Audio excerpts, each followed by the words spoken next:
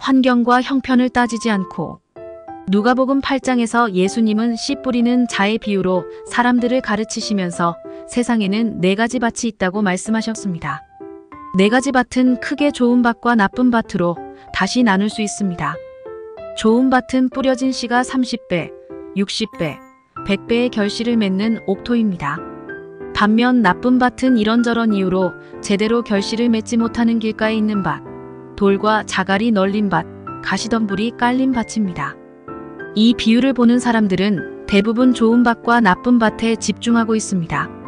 그러나 예수님은 다음에 2가지 사실을 가르치기 위해 이 비유를 사용하셨다고 합니다. 첫째, 농부의 은혜입니다. 밭이 아무리 좋아도 씨가 뿌려지지 않으면 결실을 맺지 못합니다. 하나님의 은혜가 아니면 우리가 아무리 좋은 밭이라 하더라도 스스로는 열매를 맺을 수 없습니다. 둘째, 복음을 전해야 할 의무입니다. 농부는 딱 봐도 어떤 밭이 좋고 나쁜지 알 텐데도 이와 상관없이 부지런히 씨를 뿌렸습니다. 모든 사람이 구원받기를 원하는 것이 하나님의 마음이라는 것을 알았기 때문입니다. 누구보다 죄인이고 악한 우리의 마음에도 주님이 복음의 씨앗을 뿌려주신 것처럼 주변에 있는 사람이 누구인지를 막론하고 부지런히 복음의 씨앗을 뿌리십시오. 환경과 형편을 따지지 않고 최선을 다해 복음을 전하는 믿음에 대해 생각해 보겠습니다. 오늘의 말씀 마태복음 13장 23절 찬송가 369장 423장. 좋은 땅에 뿌려졌다는 것은 말씀을 듣고 깨닫는 자니 결실하여 어떤 것은 100배, 어떤 것은 60배, 어떤 것은 30배가 되느니라 하시더라. 우리나라에 복음이 처음 전파된 이후 한국교회는 놀라운 성장을 이루었습니다. 하나님의 말씀에 사로잡힌 수많은 믿음의 사람들이 세상의 어려운 상황과 자신의 힘들고 고통스러운 환경에도 불구하고 복음을 전하는데 최선을 다했습니다. 그들의 복음을 향한 열정이 지금의 한국교회를 만든 것입니다. 우리에게 복음을 전하게 하신 분은 주님이십니다. 복음은 어떤 사람이 만든 것이 아니며 세월이 흐르면서 자연스럽게 생긴 교훈도 아닙니다.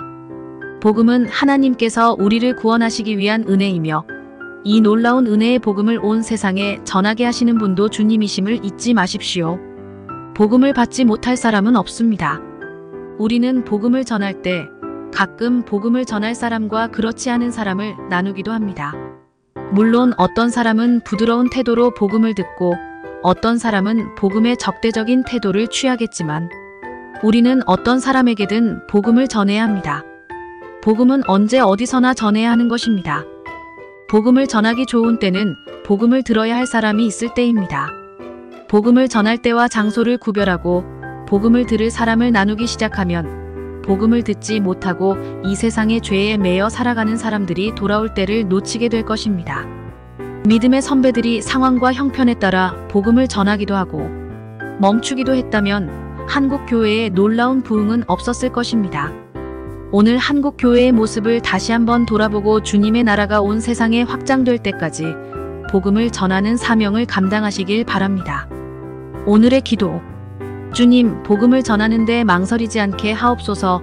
우리를 구원하신 주님의 은혜를 언제나 세상에 전하는 삶을 살게 하옵소서. 예수님의 이름으로 기도합니다. 아멘.